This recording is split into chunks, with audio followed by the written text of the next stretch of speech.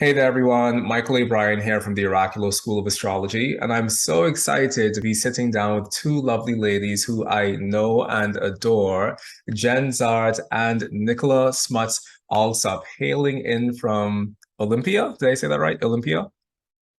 Awesome sauce from Olympia. Now, I'm still trying to coordinate myself in America, and I really don't know where anything is. So, is Olympia in Seattle? No, it's 60 miles south of Seattle. Okay, so where exactly? What state is Olympia in? It's in Washington. If you go Portland, Oregon, Olympia, Washington, Seattle, Washington. I just found out the other day that there was a difference between Washington State and Washington, D.C. So I'm still trying to catch my bearings in the United States of America. Yeah. But I'm super happy to be here with the two of you today, and I'm super happy to dive in and talk to you a bit about some of the things that you are working on. Jen, tell us a little bit about the CAELi Institute and what the CAELi Institute represents and why you're so passionate about it. So the CAELi Institute stands for Celestial Arts Education Library and Institute. And this is a container of research, a collection of collections of astrology books. So for the past 10 years, I've been somehow coming across collections of astrology books and then also collections of other astrology books. And at some point, I realized that it was time to make an institute so that other people could enjoy and make these resources parts of their research. But the true start of CAELi goes back 25 years to the very moment when I fell in love with astrology. My high school German teacher was my first astrology teacher, and he was also at ISAR this past weekend in Denver. And he told me that it would not be possible for me to study astrology in college. And I thought to myself, this is an amazing part of our cultural heritage. Why on earth is it not in the universities? And he goes, I'm currently working with people in Seattle to create something called Kepler College, and I'm writing the curriculum. So one day you could go to college there and get a degree in astrology, like a BA in astrology. But I was too quick going through school and I didn't get to enter Kepler, and I decided to go to NYU instead. And so Kepler just didn't happen for me at that age. And I thought, well, they're offering a master's degree as well. One day I'll go. But my path took a slightly different trajectory. But the seed of it is this idea that there's something about the academic environment that has a prejudice against astrology. And it's important for us to band together as astrological researchers to give what we research, like enter into that dialogue, right? There's a kind of closed hermeneutic circle of people who decide what is legitimate knowledge. And for the past 300 plus years, astrology has been shut out from that and treated as a pseudoscience or a superstition, or we can study it from the anthropological, why do people believe this? Or we can go to the sociological, why do people buy these things in the marketplace about horoscopes? But it's never treating it as itself, right? Dr. Patrick Curry says, astrology is not a science or religion, it's itself. And so what CAELi Institute is trying to do is give a place for people to do those studies of our cultural heritage and collect the books that we need to do that in one place. Because when I was trying to research astrology at Berkeley, at UC Berkeley in California, I found it difficult to get the resources I needed to get my research done because I would have to wait for interlibrary loan to send me something. And by the time I got it, something else was due again and I had to turn it back in. And so I never had a place where I could just reach across the room for a new source and cross compare.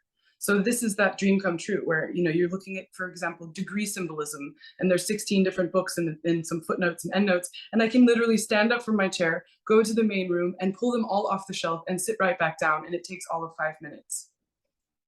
It's amazing.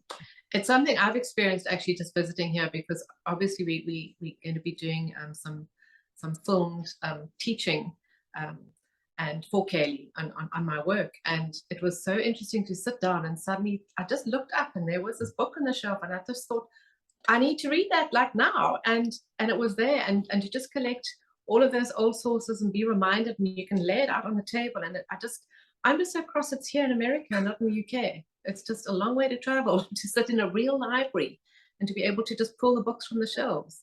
Definitely, definitely. And Jen, I mean, I just want to commend you on the work that you've been doing in terms of putting CAELi together, because honestly, I've never seen or witnessed anything like it. And I think it's so important for us to create more spaces that really honor astrology as its own subject, as opposed to astrology being shoved in the New Age section of a library someplace, but to really honor the integrity that is held within astrology, because I can't remember who said it, but astrology is one of the oldest living traditions, and it really has encapsulated so many different cultures throughout its history. And so astrology, if anything at all, demands or deserves to be taught within a more tertiary education setting, because it literally is such a rich and vital space of anthropological research. And so, I mean, kudos to you for putting CAELi together, because it feels like that is the beginning of us really bringing astrology into a more recognized space, and of us actually holding an institution of astrology that we can show to the world and say, hey, we're not just people who, consort with the devil at midnight, but we actually Yeah, I know. We might also do that. But we actually also read books. Okay, fine, we can sort with the devil, but we also read books.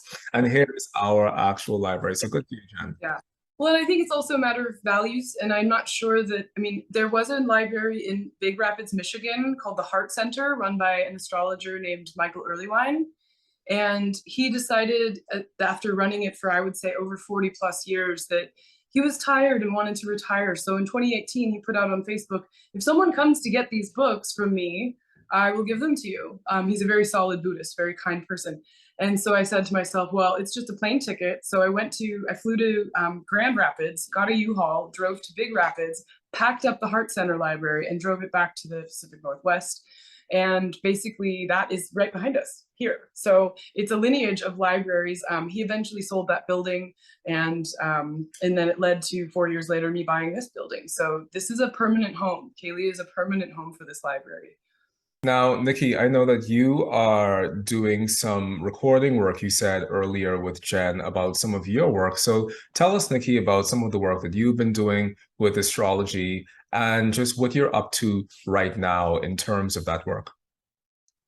So Jenn's showing off my book, which is it's not a cookbook or a book that necessarily has a beginning, a middle, and an end in terms of my entire range of astrology, because I find that kind of entry into sort of teaching is can be a bit pedantic and a bit boring. Boring for me, boring for people to listen to it.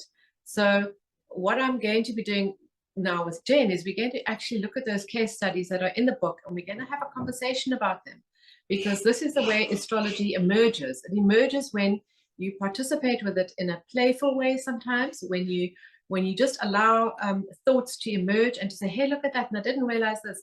And I think that that is actually a better way for people to understand my approach to my own astrology, and for people to experience it like live, as opposed to just in a written word in a book. And so I think it'll deepen those case studies. It'll deepen people's understanding of how I work. And it'll also give them more stories and more sort of referencing to use in their own fertility work.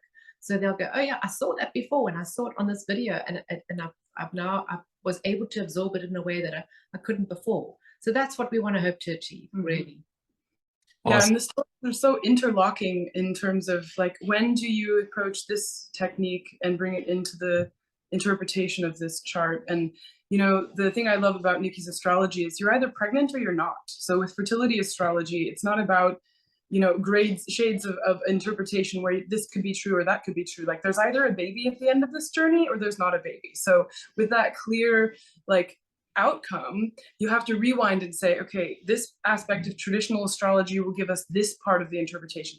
This aspect of modern astrology will add this nuance to what we can say. And in order to teach that, you have to simply go through a case study, because that's when you see how it comes into play. You can't just practice it in a vacuum. It needs to be attached to either a baby happening or not, and you realize why.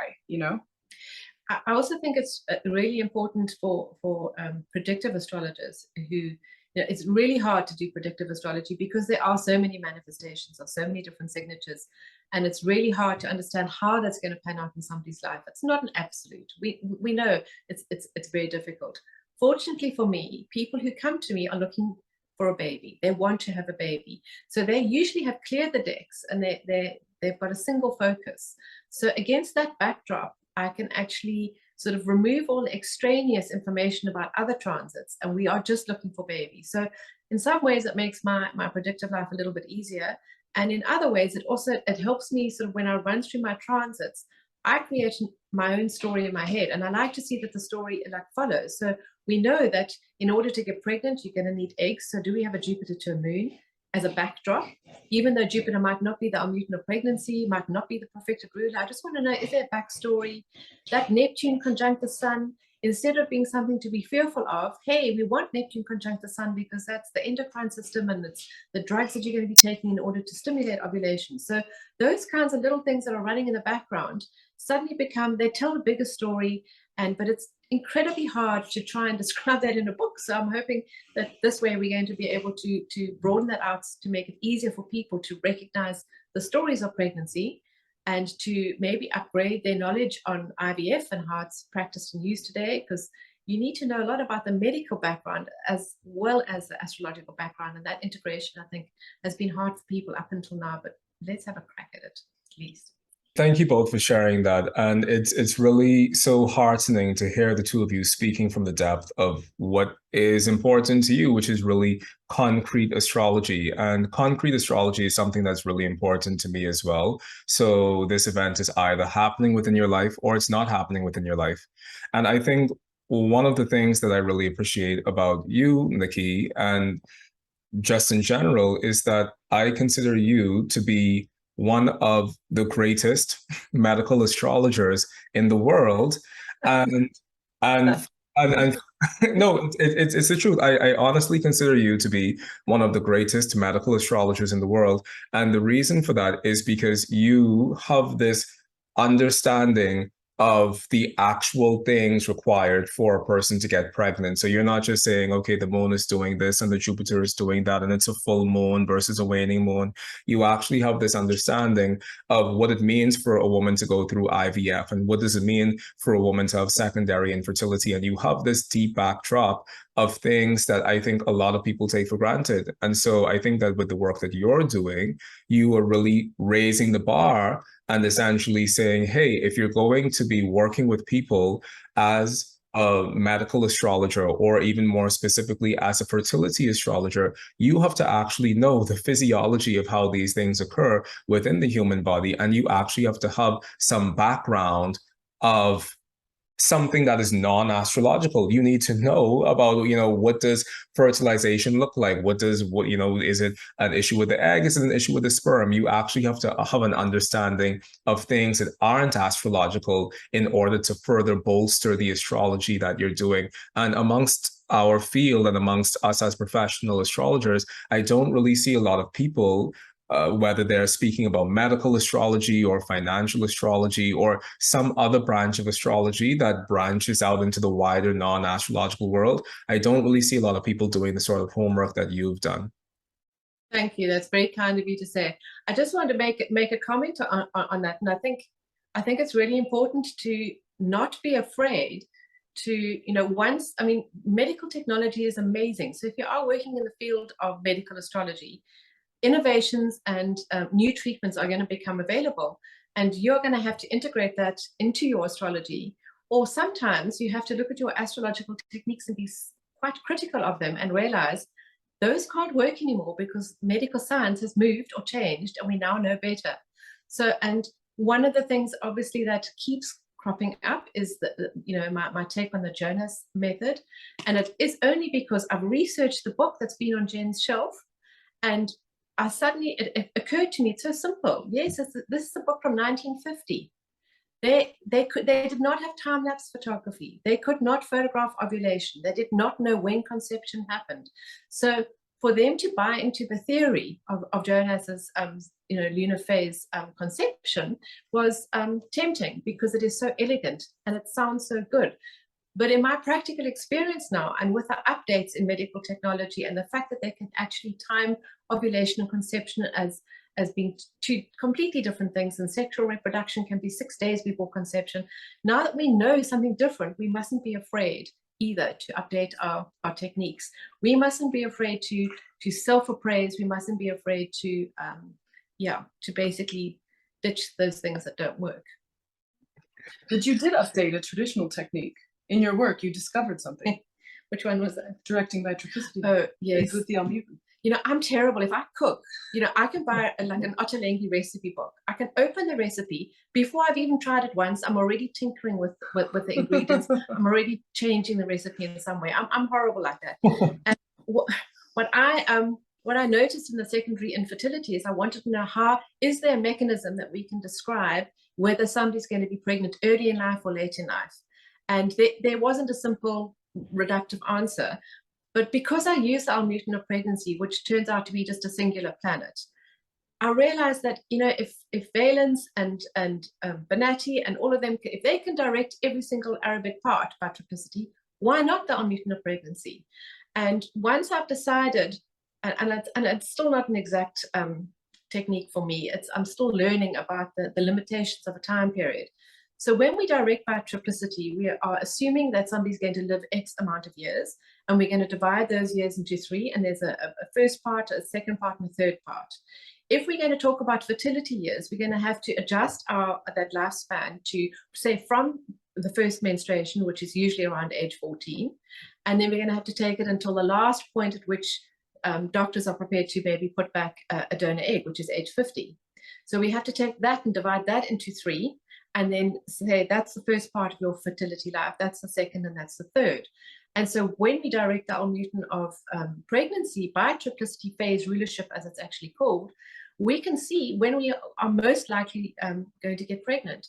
And that's really helpful for secondary infertility. So if we are seeing somebody who's really young in their 20s, we can at least get them to get a wiggle on if we see that the almuten of pregnancy is going to be activated in the first third of their fertile life. And the amazing thing is when it is the middle part that might not be the most fertile time, and these are the women coming to you for IVF, and then they have this phenomenal turn by the third triplicity ruler being very strong, and that's when you get this sort of surprise baby after 11 rounds of IVF to no success, and it's like, oh my goodness, you just changed your phase rulership. It's so amazing, you know.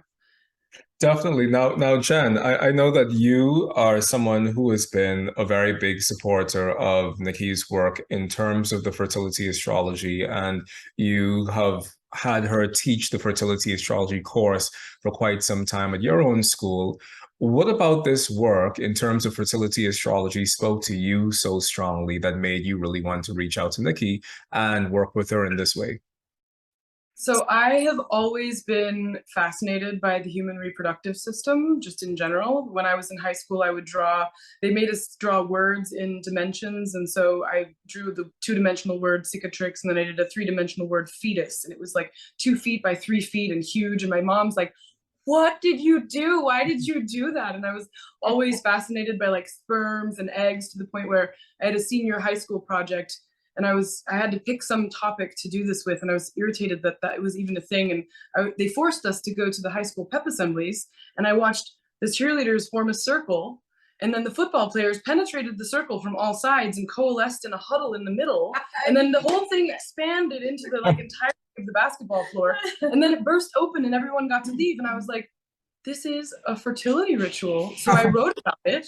And then my senior project, I said, this is the sperm and this is the egg. And then I made an 8-foot by 5-foot painting, because we had to do something creative. And they hung it in the cafeteria. And my school went on to start winning state championships. And when the painting fell off the wall because, you know, whatever happened, they stopped. It was like this whole fertility situation. So when I was getting into, I ended up going to the University of Wales Trinity St. David to get a master's degree in astrology, because I still wanted to tick that box and have some degree be, you know, having the word astrology in the title. And the very first day that I landed in England to meet these scholars, Nicky was one of the first people I met, and she said she's a fertility astrologer. And I'm like, oh my God, human reproductive system and astrology, like this happens? And I was just like, I love this person. I want to know everything about it. And I just would not let her go. I picked her brain. I'm like, tell me everything. And it was kind of an instant, you know, resonance, really. Good stuff. Good stuff. We met on the solar. Oh, did we? Yes. Now, Nikki, you've been using this term almuten for a bit, and I know that not all of our listeners are familiar with that. So just give us a brief definition of what an almuten is in general, and then give us a specific definition of what are you referring to when you say the almuten of pregnancy? Okay, so it always puzzled me how in modern astrology or classical astrology, people would look to the ruler of the fifth house cusp as if that was the final say about this is going to describe how you're going to get pregnant and if you're going to get pregnant. And it also really confused me because I knew people who had Saturn ruling the fifth house who had no trouble having children, many children.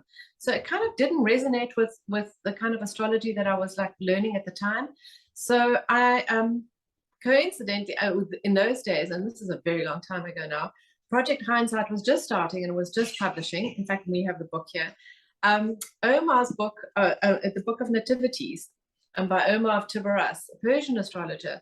And he understood that there are many different things that go into having children. You need to have physical body, you need to have good eggs, you need to have a good fifth house ruler, you need to be lucky. Your position of Jupiter needs to be, have good dignity. So he put all of these, like he put 7 points together to create like an algorithm.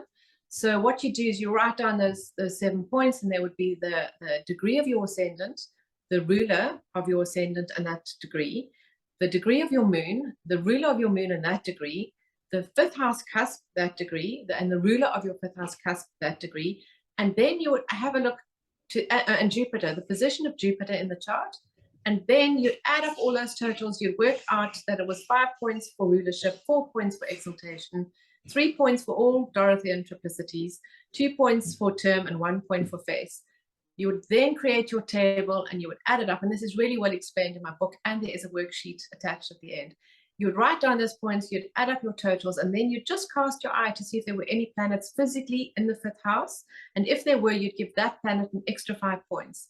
And after totaling that up, usually you get one planet is the main ruler or the almuten. That planet becomes the almuten of pregnancy.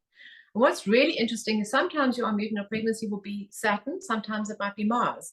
And that's a really lucky coincidence, or it's a really lucky thing to have happen, because when you are trying to have children, that's when you want the almuten of pregnancy all over your angles, all over your sun. You want it aspected by Jupiter and really highlighted by perfection.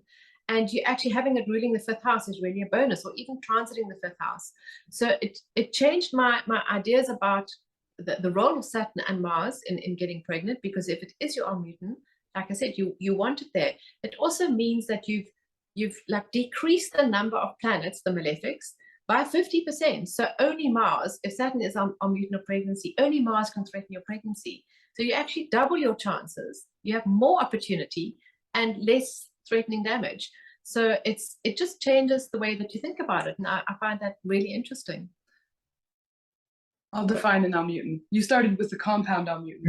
So very exciting. Sorry, it's very exciting. So an almuten is the winner of a degree of the zodiac, and all 360 degrees of the zodiac have what I like to call a government. And there's a ruler, there's sometimes an exalted dignitary, there's the bureaucratic committee, that would be triplicity rulership, there's people who live there, term, and then there's also the foreigner with a skill that's kept around because in this xenophobic Middle Ages, they said, well, this guy can really paint a house even though he's not from here, so we're going to keep him around because he can paint that house. So we have these levels of what I like to call like a government. It really helps my students wrap their mind around who has power.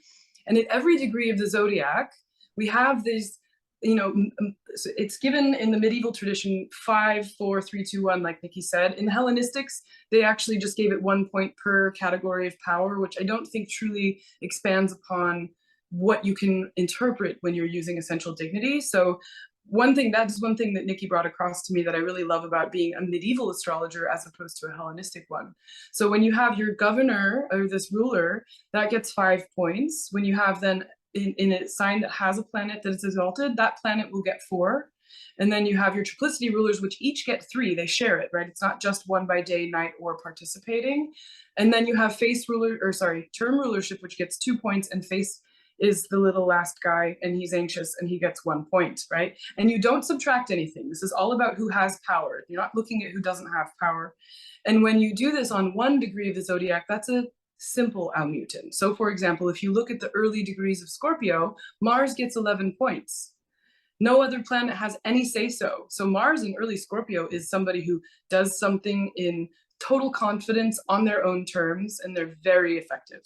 Now, if you have, for example, an early Venus, Saturn actually rules the early degrees of Libra, sorry, early Venus, early Libra degrees, because Saturn is the exalted guest in Libra and has triplicity rulership in air signs and that beats out Venus's 5 points for rulership. So when you start to look at simple almutens, you realize there are degrees of the zodiac that are not the ruler, like they're degrees of the zodiac ruled by a planet in exaltation versus the ruling planet.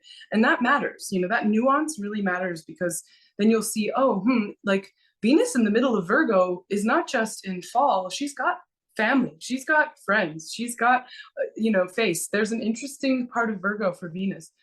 Now, when you take up these points Nicky had been talking about, that's when you create a compound almuten, and that's what the almuten of pregnancy is. So the 7 points that she listed were all factors that relate to the achievement of a pregnancy. And so if you have to see on the sub-levels, who's actually in charge of the government of these 7 degrees in the chart occupied by the ascendant, its ruler, the moon, its ruler, Jupiter, da, da, da. And once you do that compound almuten, you're gonna shake out who actually ultimately has collected most say-so.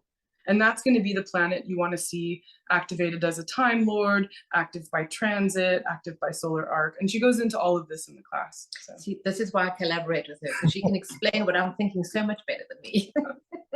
I think it's so cool for people to be having these conversations about almutens again, because particularly within natal astrology, and I love the fact that you brought up the point of Saturn having more dignity in Libra, in early Libra, than Venus, and therefore Saturn becomes the almuten, because we even see this in Aries as well. In the diurnal chart, the Sun in the middle degrees of Aries has more essential dignity there than the Mars does.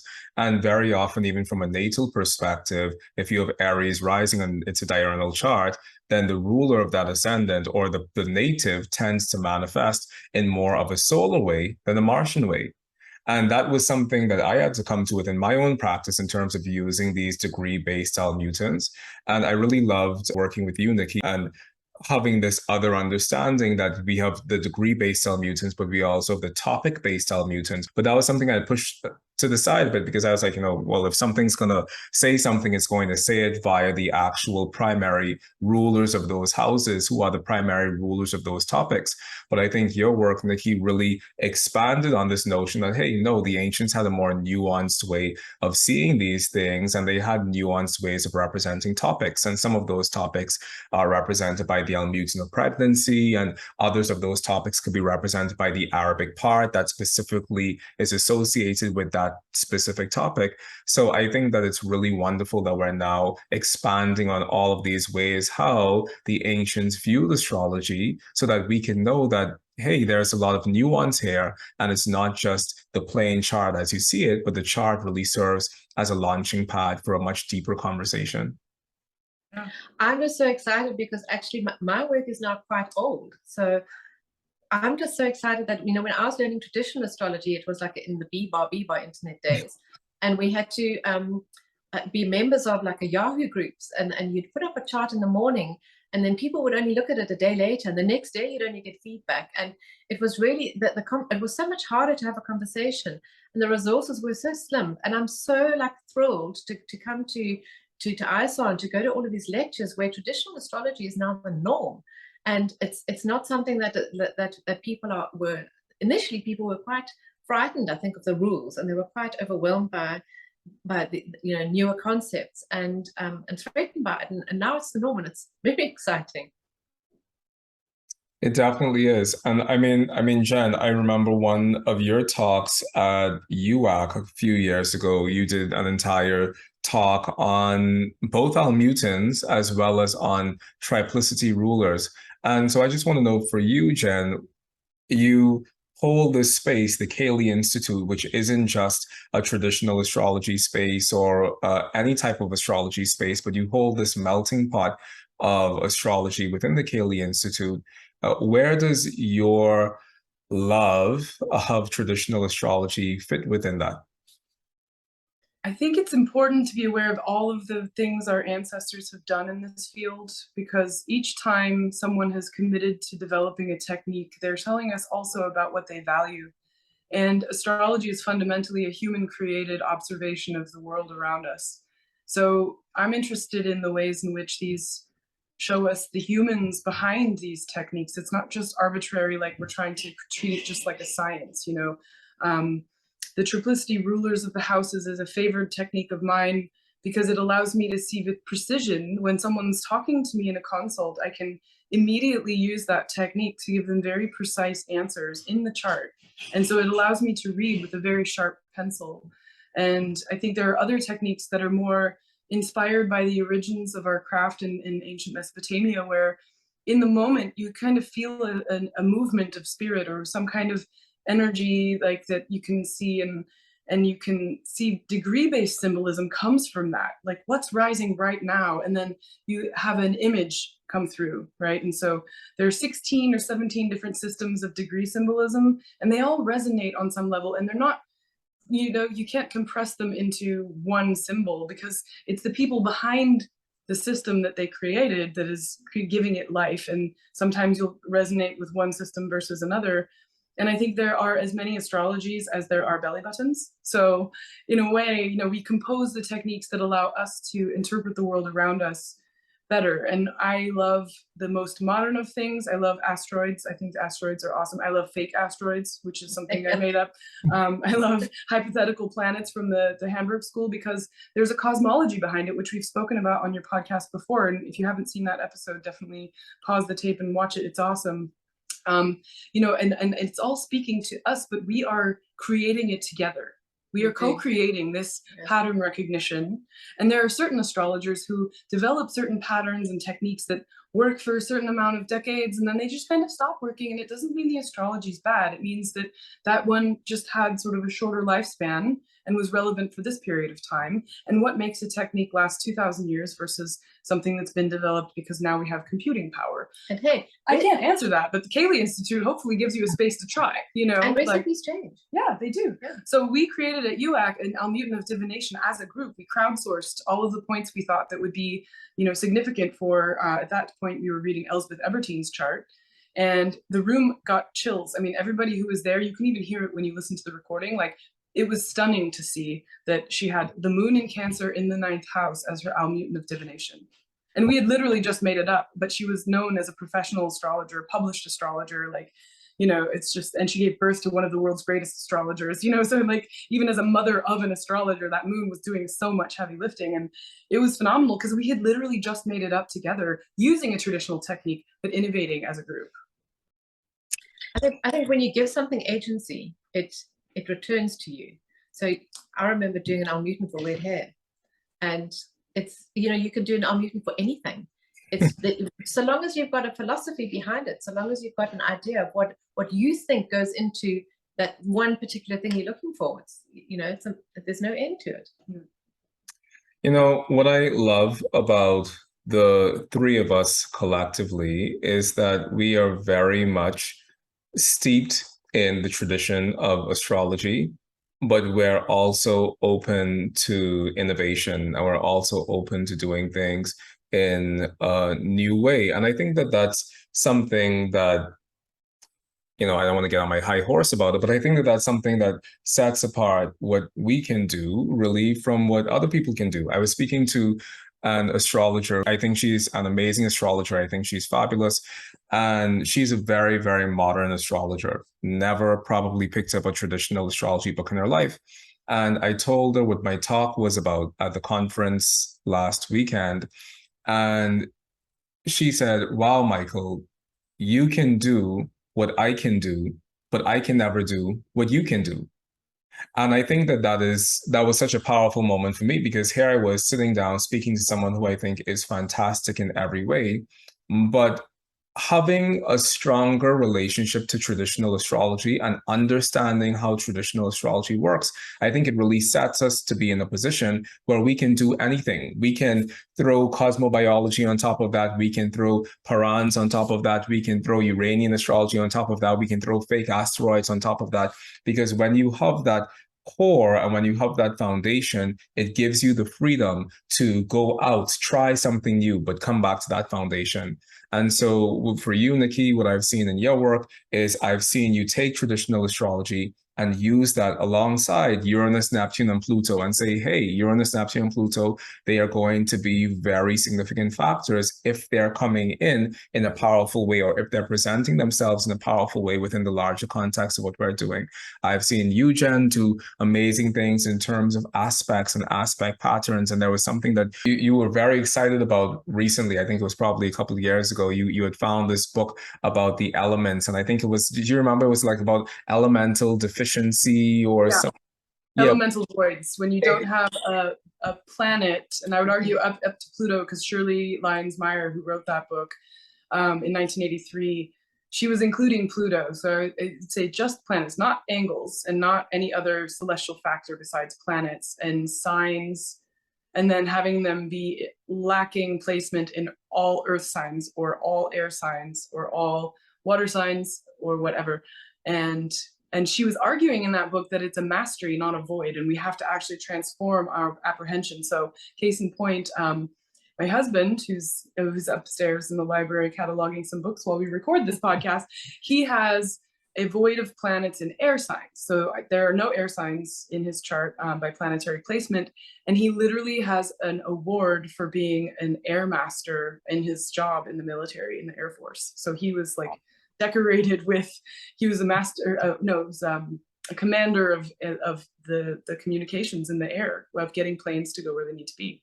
So I was thinking to myself, like, how does this person with no air in his chart have an award, a public recognition of his mastery of the air? And like, her point was just totally right in front of us. Like, yeah, she's right. I think she's right. And we've never seen that before within the context of our larger traditional astrological corpus. So for me, when I heard you talking about that, it was like, wow, you know, this is us as very traditional astrologers still on the cutting edge and still able to accept and appreciate the astrology of tomorrow. And so I think the two of you do that beautifully, and I'm just so excited to see what you come up with next. Now, before we leave, I wanted to talk about this series of recordings that you're recording right now for Nicky. And so I don't know which one of you can talk most about that, but what's going on right now in terms of making these recordings, and when will they be available? So Nicky and I worked together on her fertility book. My background is in editing and publishing, and so I had the honor and privilege of helping hone those ideas into word form. And now with her visit after ESAR, we thought, you know, CAELi is just about to open to the public. We're still moving in and cataloging books upstairs and figuring out, I know, how we're going to keep everything, you know, organized in a certain sense. There's a lot of collections to meld together. And in the meantime, filming the book as a class became a clear mission over the course of the last few years, really. Yes. And so this is the ideal time to team together so that, you know, Nicky knows her examples by heart. So she knows these people who she helped get babies and pregnant. And so there's an element of storytelling with that. And I think sometimes the best learning takes place when we have a situation, almost like the two of us on the couch here, where we're talking through it, we're showing the charts on the screen, we're able to see and follow how Nicky's doing what she's doing. And then I collaborate with the more nuts and bolts teachings, because that's my favorite thing to do. And then together you get this kind of almost dialogical or conversational feedback where you feel like you're in a live class, but you're actually watching a recording. I think with this pandemic and that's experience since 2020, it's been really interesting to see sort of like talking heads on pixels, and online education is changing. So we wanted to have this embodied live experience together, also surrounded by the remnants of our ancestors and their ideas, to kind of infuse it with a life that then can help other people bring life onto the planet using these specific traditional techniques, and also the modern techniques that she brings into the table. And sometimes, you know, especially as we go through, you know, certain phases of our life, you have less time to read. And astrology was always taught with oral transmission, you know, and I think one of Nicky's strengths actually is the stories that go into unfolding these case studies, because there's much more than could fit inside a book that had to have certain word restrictions. So we're really unfolding some of the magic of the book on camera and creating the stage for certification in fertility astrology. So the class is one part of that. And then if someone wants to continue and actually achieve that with Nicky, there's going to be a certain number of hours of private instruction that she'll take it from there. But the CAELi Institute will hold the space for the class because her mix of techniques, traditional, modern, Nicky only, like all of these like suite of things is very core to CAELi's mission of presenting all astrologies, but also with this very targeted focus. And I like the fact that it's fertility. So, but also, I mean, you know, so Jenn is a fantastic cataloger and a fantastic, like, she just, I don't know how her brain just creates structure and organization wherever she goes. But she's not only a library, so she can't help but teach. It just comes out. And I think it's really important that she can teach our mutants, as you've just seen, much better than I can. So I think what is really interesting is like that when there's like a core teaching thing like almutens, to really get the student to understand it properly, it's just let Jenn just do it, and she's a master at it. And I think it's more interesting to have two voices rather than just my voice. I think it's more alive, and we also would like to have some kind of self-guided questionnaire that comes with the course, within the course, so that you can test yourself, maybe do your own almuten, get it, you know, affirmed. And then at the end of the course, and we don't even know how long that course is going to be, because, you know, I don't know how to shut up. So at the end of that course, there's going to be an option of, okay, so now you've had the fertility astrology course, but would you like to be a fertility astrology master? Would you like accreditation, which then steps onto, and this is your idea all along, Mychal, mentorship. And so then it's a case of, then you work with me for, and we haven't worked out how many hours we need. You work with me. I create like a test at the end, or some kind of like, let's go through charts, let's appraise you, let's see where you are on this program. And then you get an accreditation of my course via CAELi. And what I really respect about Jenn's ability to do this is that she is just objective enough to be able to run anybody else's courses too. So she could become a center for accreditation of various different astrologies, not only because she knows all about very different astrologies, but also because she loves all of them equally, and she's not particularly affiliated as a practitioner to just this or just that. So I think it's just important, and it's fortunate for somebody like myself who doesn't have a school. I don't ever want to really have a school, and this is a perfect vehicle for me to transmit what I know in a lively way where people can access it easily, but they're also knowing that they're buying a quality course. They're buying something that actually has structure. I mean, I buy Jenn structure all the time, and it's going to be great. I'm really excited. Yeah, I mean, in the larger ecosystem of CAELi's existence, it's an institute because we're here for the passion of the study of it. It's not because we want to get, like earlier in my life, I wanted the degree, and I got the MA from the University of Wales. And along the process, my MA thesis was about legitimizing astrology. And I realized what I want to do is gather people together who love it, and not because there's an instrumental thing at the end. Now, if you want to do that, we have space for that, but that's not the true mission. The mission is love it to death together, have these brilliant conversations, push it further, publish that, give librarians a hell of a problem, and change the way that all libraries in the world have to change their holdings because of what we create together here. And if that's super robust fertility astrology, that's one thing. If it's someone else coming along and suggesting, okay, well, I'd love to have my class hosted through CAELi as well. It's mostly a gathering space for us to do what we love more than anything. It's not about sort of, oh no, I have a PhD in astrology. Like, I'm sure some other institute will try to do that, but I'm not a college and it's not a university, it's an institute. Yeah. But these courses become just like a book. They become an archive. Mm-hmm. They become a very wonderful alive archive. Yeah.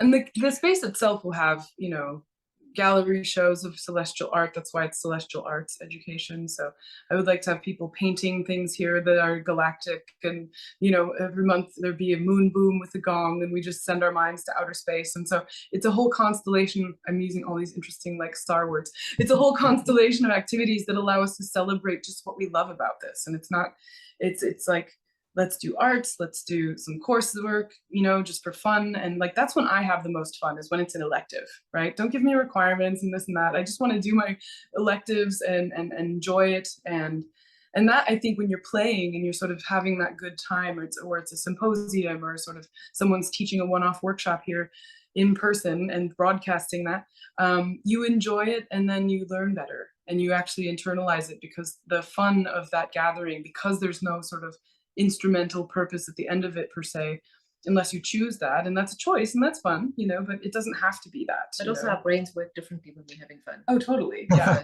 The conferences are amazing because you're actually learning in between the sessions, when you're just talking to people at dinner and you're like, oh my gosh, I never knew you could do that. And then you just lose your mind and start instantly getting your phone out and running the charts. They're even done talking, you know? Anyway, so yeah, it's the beginning of a very beautiful unfolding of what CAELi can be. It's the continuation of the unfolding of this is the birth of something. Yeah.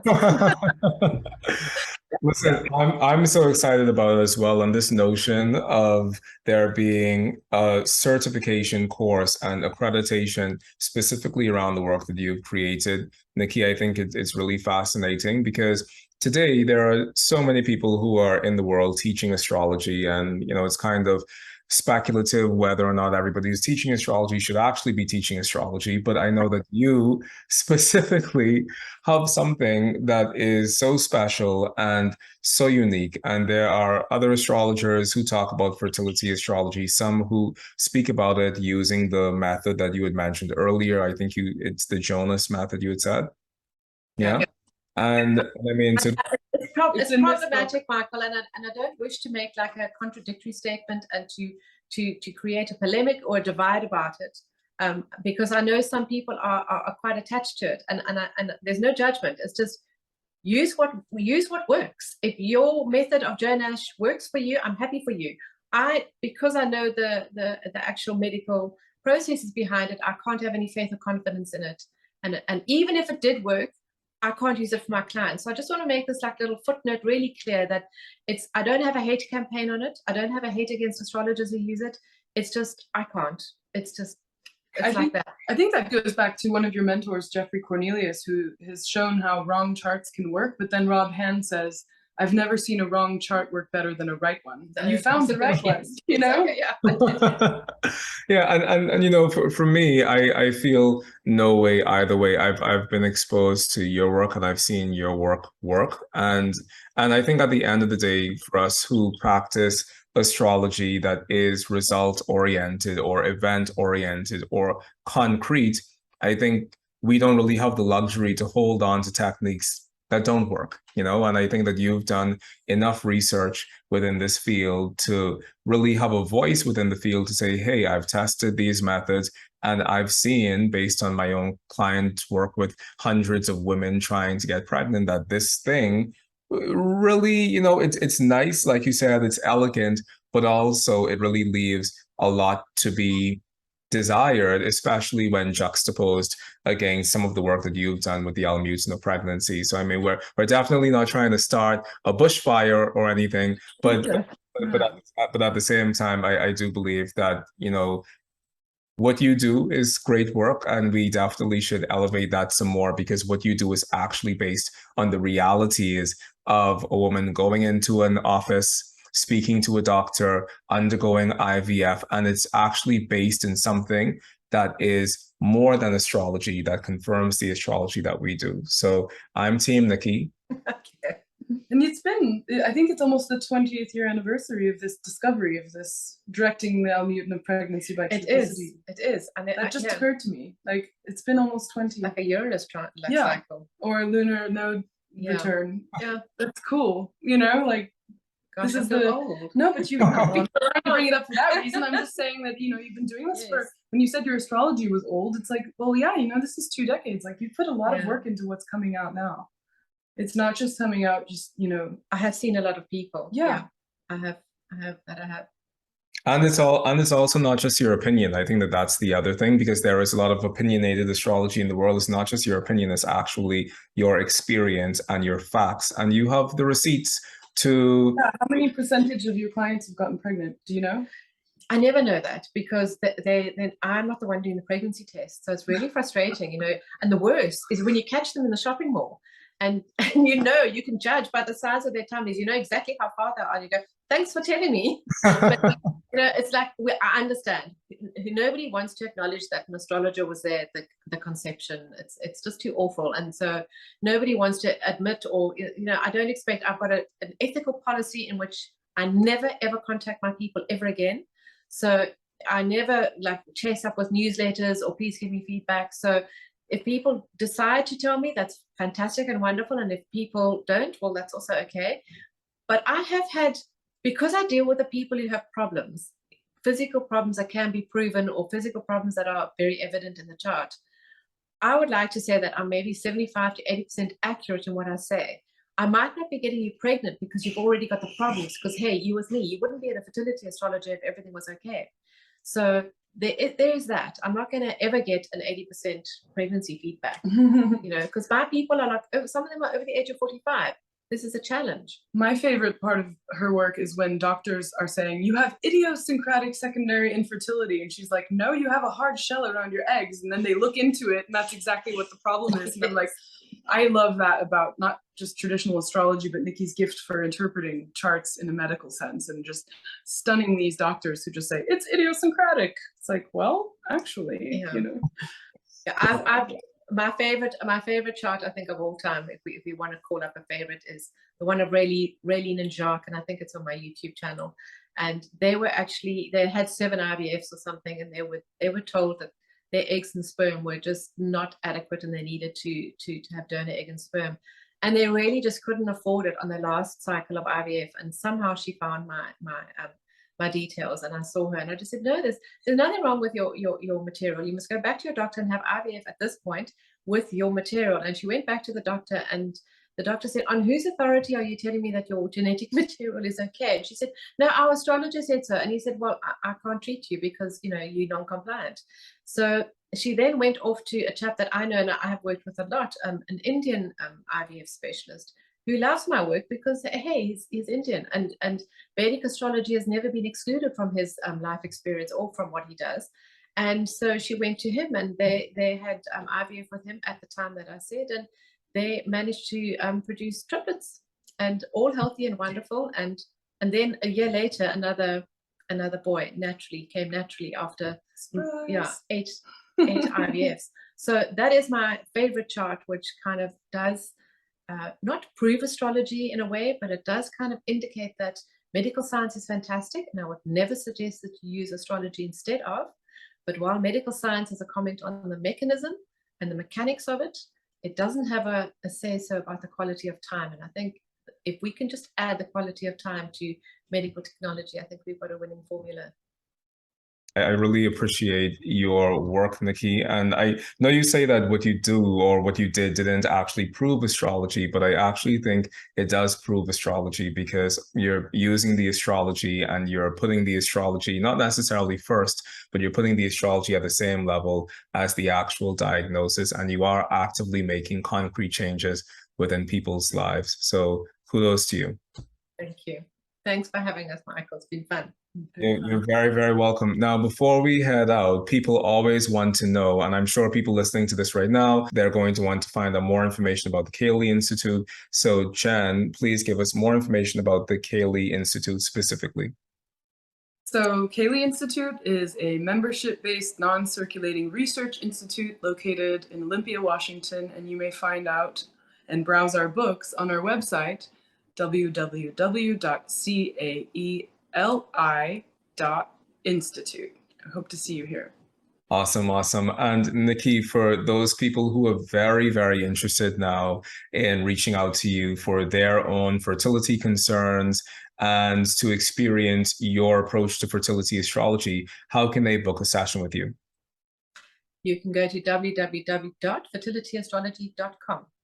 Awesome, awesome. I'm going to put that information for both the CAELi Institute as well as Nicola Smuts-Allsop down below in the description box, so that all of you can have the opportunity to dive into their amazing work.